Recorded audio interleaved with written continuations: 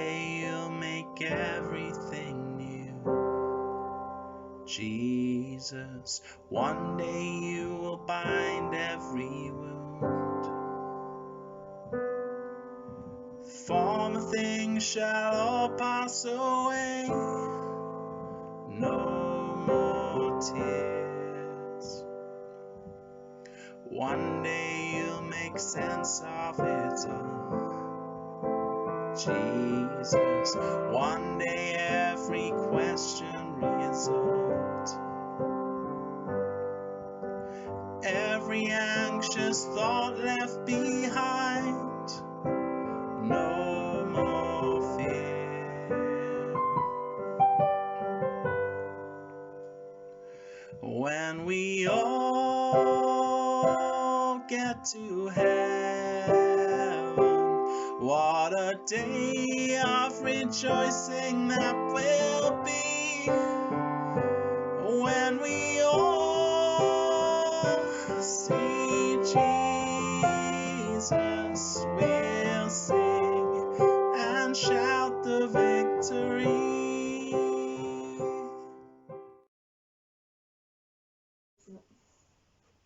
Hello, I'm Kurt and this is Lucy. For those who don't know, Lucy suffers from alopecia and we're going to talk to her about how that has affected her life. So, to begin with, Lucy, some people might not know what alopecia is, or at least will know a little about it. So can you fill us in? What is it? Yeah, so alopecia is the name for hair loss, the medical name for that, and it can be anything from just losing a few patches of your hair to losing all your hair or losing all the hair on your whole body, which is what I suffered with. And or there's another form of alopecia which is called androgenic alopecia, which is where your hair gradually thins in the, sort of as you get older. Okay. So yeah. All right. And when did you get it? And what was going on in your life at that time? Yeah, so it's the reason we're doing this video is it's been about 3 years since it fell out the first time, or began falling out, and it was February 3 years ago, and it began, and we noticed one day there was a patch of hair about that big that had fallen out, and then but I had noticed loads had been falling out in the shower whenever I washed it, and then gradually we spotted more and more holes, and then the whole thing sort of thinned out, and within 3 months it had all fallen out. And then a few months after that I lost my eyebrows and then my eyelashes, and meanwhile, yeah, I've had the most silky legs ever for the last 3 years, which has been really good. Alright. That's the only plus side, really. Okay. So 3 years must have been quite a journey for you. What was it like for you to go through that? Yeah. How did you feel? How did you cope? How did it affect your life? So it was really rough. It was a real shock to lose a patch of hair, and that felt enough of a blow, but then when it carried on falling out, it was really a struggle to get out of bed and to not fear like what was going to come and how would I cope if more fell out, and I kind of just became really depressed, I suppose, and quite anxious about what people would think, and but Jonathan was only 1 at the time, and I had to keep going for him, which was a good thing, to get out of bed. But yeah, I didn't really cope with it very well, to be honest, I don't think. You had quite long hair, so yeah. When it was falling out, it was very obvious. You could see it all around you all the time. Yeah. You were constantly reminded. So it's like a double sort of whammy, because you'd see it falling out in the shower or whatever, and then, or you'd see the patches, but then to have the actual physical hair like everywhere was really distressing. And yeah, especially being long and like emptying literal handfuls out of the window or into the bin every day was really depressing. But you were really lovely because you used to scoop it out for me sometimes, so that I didn't have to deal with it, which was really nice. It wasn't just the hair on your head. Can you explain? Yeah, so then I thought, maybe I could cope if just I lose my hair on my head, but if I lose my eyebrows, like, I can't deal with that.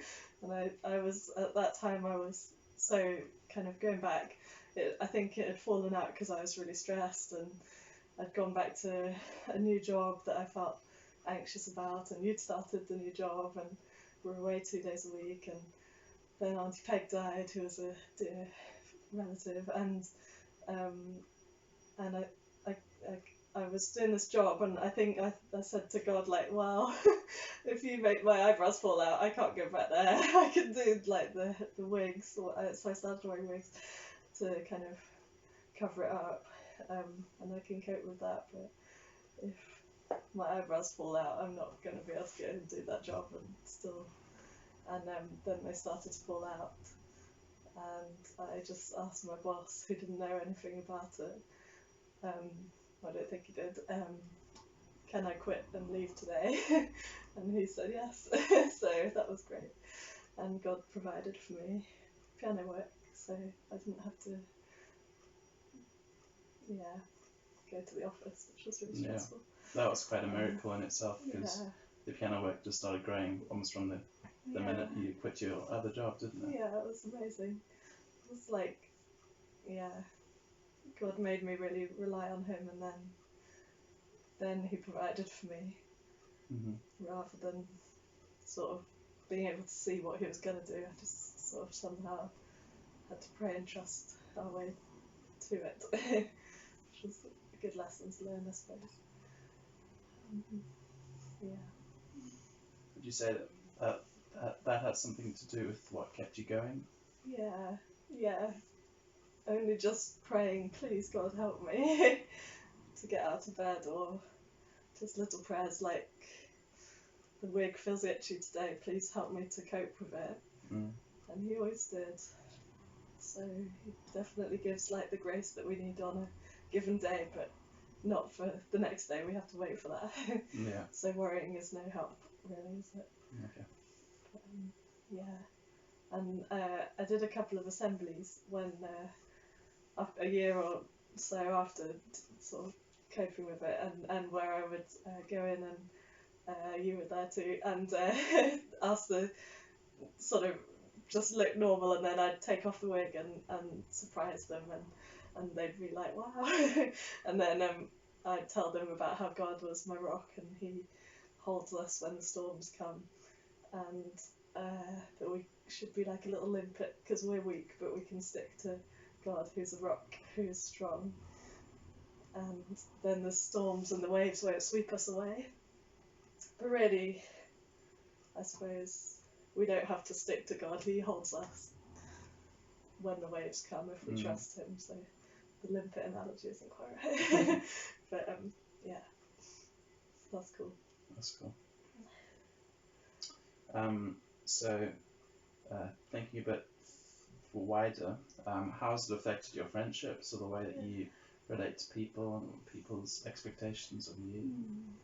So I think I've realised when you go through struggles, your friendship group kind of shrinks, but it deepens. So sort of it's hard to kind of maintain with everyone friendship that I might have otherwise, but with the few that I can be really honest with, the friendship's like really deepened, and through sharing my struggles, it's enabled them to share theirs, and it's been amazing in that way, which has been really good. But then with others who I maybe think focus on their appearance more, and I don't feel as comfortable with, then maybe I've sort of backed off a little, shied away from friendships. But yeah, it's a really good sort of humbling thing to be able to say I'm really struggling with this, and then people sort of open up more. So friendship suddenly becomes a lot more real and honest. Yeah. Do you have any advice for people who might have friends going through either this or some sort of suffering? To not back away. If you can sort of keep sort of sending a message, even if you don't get much back, I think that's quite powerful. Yeah. And in my case, like with a very physical thing going on, just to keep saying you look beautiful no matter what, even if it wasn't true, people said it and it was really kind, made me feel better. And if people would say like, don't worry what I think, just be comfortable around me, that was nice. Yeah. And if people sent me treats, that's nice. That's cool. Yeah, lots of people did. That's cool. Yeah, it's lovely. So you're not wearing a wig at the moment. Oh yeah. So you've obviously had some hair grow Yeah. back. Would you like to talk us Yeah. through this? So lost all the hair 3 years ago, and then had Luke in between. Nothing really changed, and then about a year ago, a few little bits started to grow, and then within about 6 months there was enough that I was kind of shaving it regularly, and then I thought, hang on a minute, maybe it'll just kind of fill in and we can go from there, and it sort of has, which is really nice. So then I was able to sort of put the wigs in the wardrobe for a while and just wear carefully positioned headbands, which has been really freeing and comfortable and a real blessing. Okay. And so how do you see the future in terms of your hair? Yeah, so we've it's been falling out again, and now it's kind of like just repeating what I was doing 3 years ago, really, and it's probably time to shave it off soon. But yeah, so that's sort of sad to lose. So if you think back 3 years ago, you were going through what you're going through now. How has your response changed at all compared to the first time it happened? Yeah, so much different. So the first time, every time I'd shower, I'd be like so worried about the next week or the next month or how I would kind of manage. But this time I just sort of look at that handful of hair and I just say, okay, God, I trust you. I don't really know why you're doing this to me, but I trust you. And then I forget about it and park it for the day or whatever, and just see what each day holds and take a day at a time. Works really well. And in the shower, which is the most difficult time of day, I've started to try and sing worship songs so that I don't focus on my hair, but I focus on God, and that works really well. That's good. Yeah. So, yeah. So do you think that through all of this and through the ongoing struggle that your view of God has changed and your relationship with Him has changed? Yeah, that's true. Yes, because I think I used to sort of think that I was satisfied in God and enjoy Him, and I did, but I think I was really only satisfied in Him when my life was going well and when things were as I wanted it and as I hoped, and then when those things got stripped away and I was really struggling, I was sort of like despondent and depressed. And I think I realised I wasn't actually satisfied in God. I was kind of satisfied because things were comfortable for me, and now I think, like, as each thing's been taken away, I sort of don't put my trust in that. It's like back on God for that thing. Yeah. So I'm a lot more sort of content, That's whatever. cool. Yeah. Yeah, whatever the circumstances are. That's cool. And I guess there's a long way to go because, yeah, if I would lose something different, I'd probably still struggle, but gradually, yeah. That's cool. So easy to just sort of want God for what He gives us, isn't it, and not for what, who He is. Right. Yeah, and also I think I was, back when it first fell out, I was just trying to be like this good Christian and say yes to everything and keep on doing stuff for Him, and I'd just sort of forgotten Him along the way. But now it's a lot more like the relationship's the most important thing, and if you can't keep up with the other stuff, just say no. Okay. I think that's something I've done. And what That's about, been good. have you learned something about yourself and your the way you look at yourself? Yeah, yeah, because I used to be the sort of person that would go back to the hairdresser to get them to neaten up, like, because I thought one edge was a little bit higher than the other. And now I've got like hair in all different places and it's like ridiculous lengths and stupid and all over the place, but I don't really, I just take it what it is, and I think I'm actually, I was saying the other day, I'm a bit more confident than I was, because I don't care what people think as much, even though I do care what I think of myself, but I sort of can let it go as well. Yeah. Yeah, and if people don't really know what to make of my hair now because it's changed so much. Yeah. But when it's looking a bit interesting, if someone wants to ask me, then I get to open up and tell them my story, so Yeah. that's really good. Yeah. And it makes some quite good conversations. That's good. So I feel a lot more kind of freedom, really, which is good. But it's not to say that I don't struggle with it, because I do. Yeah. But yeah. What advice would you give to maybe some women out there who are either worried about their appearance or have something in their appearance that causes them stress? That's such a good question. I think just you're not what you look like. Okay. Yeah, you're so much more than what you look like. And I don't know why that's making me sad. If you can find someone that sees the true you and loves you, then that's amazing. But just kind of be kind of confident in who you are, no matter what the flaws, because the flaws kind of make you sort of unique and beautiful. And I think a smile is actually the most beautiful part of a person anyway. I think there's always something beautiful about you anyway. And who wants to compare themselves to everyone else? No, that's really boring. Yeah. And anyway, if you're beautiful, it's not going to last forever. So that's my wit. Yeah, muddled up advice. That's cool. How about you? How's it been for you to watch me kind of initially go through that struggle? It was really difficult because I was having to kind of force you out of bed to go to a job that was stressing you out and was causing your head to fall out. And it was hard to give you hope when things seemed so hopeless. But as you say, we had lots of distractions. Some of the hardest things to do was to leave you for 2 days of the week, every week. So I was studying at a college in North London, and so I stayed overnight every Monday night, and that was really hard. And so I suppose I had to trust that God was looking after you, because you didn't have any family here close by. So I would just commit into you and be thankful that you gave me the opportunity to study theology. But I've definitely seen a change in you, I think.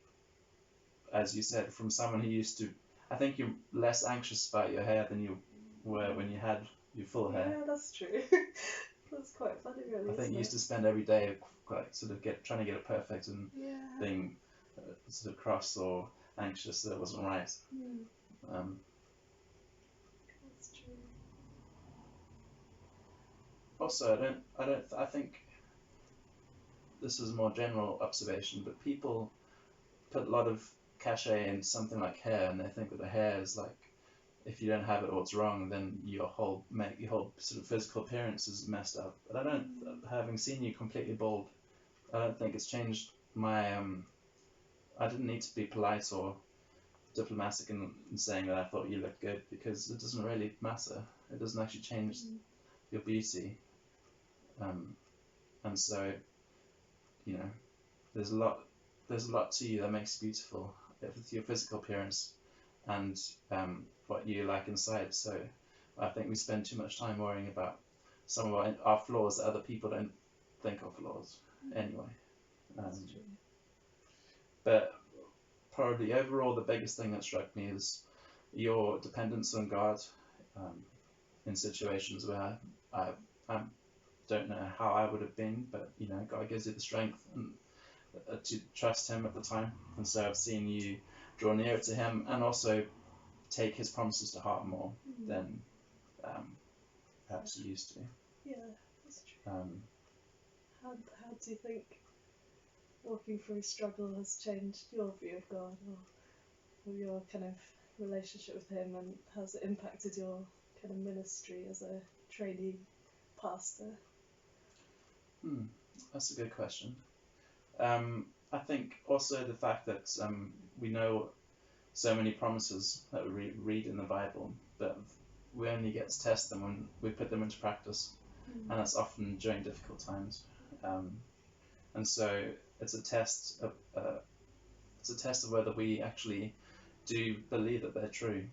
And often we only trust in those promises when we pushed right to the edge and we've got nothing to hold on to. But from a practical point of view, for ministry training, it's been good to be so close to someone who's suffering, because you get to see the kind of raw detail and the raw emotion and the dependence that is required on God. And so you know that you can't just say, this is this verse and that verse, there's the promises of God, I'll leave it with you. You can tell me when we're ready for the next step, or the next few verses I can give you. And so a lot of it's about listening. It's about really trying to feel what they're feeling, and that comes through listening. And then it's about just praying faithfully, I think. We used to, I don't know if you remember, but we used to pray on the way to your new job quite often. And just little things like that, I think, are important, because whether they feel the prayers are being answered at the time, at least they feel that someone's taking the time to bring them before God. Yeah. Cool. Well, thanks. Cool. Well, thank you for being brave enough to talk to the people out there, and I hope that you, whether you have a faith or don't, are encouraged by this. And please do send in any questions to Lucy's Facebook page or Instagram page if you want to speak to her more about these things. Yeah, thank you. See ya. One day we will see face to face Jesus. Is there a greater vision of grace? And in a moment we shall be changed on that day. And one day we'll be free indeed. Jesus, one day every struggle will cease,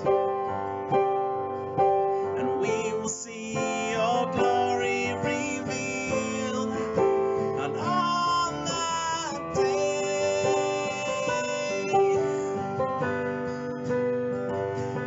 when we all get to heaven, what a day of rejoicing that will be,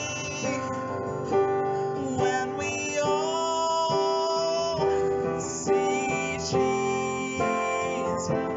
We'll sing and shout the victory, when we all get to heaven. What a day of rejoicing that will be, when we all see Jesus. We'll sing and shout the victory. So it's time to what's left off. So look at this, which annoys me every time because it's not just Babylist for men. Actually, pause it. So what I was really hoping to show you is a video of me shaving off my hair as it happened, but aside from that first few seconds that you've seen, technology has completely failed me and I don't know what's happened to that video, and I'm really gutted because I really wanted to have that as a memory and also to put that as part of this video. But anyway, here is the finished result. So as you can see, I had a pretty epic comb over going on under that headband, but just wait till you see the back because I think you'll be surprised and fascinated and amused all at once. So here we go. As you can see, it is crazy. Shall I go again? So it's very solar system-esque. We've got Mercury, Venus, Earth and Mars hanging out up there at the top. And you might have spotted, but it might have rubbed off, Kurt drew a little smiley face for me in one of those planets. So if anyone would be having a look at the back of my head today, they'd have something to smile at. But yeah, this is my new look. We're more than just hair, aren't we? And watch this space, who knows what it'll do next. But yeah, thank you for watching my video.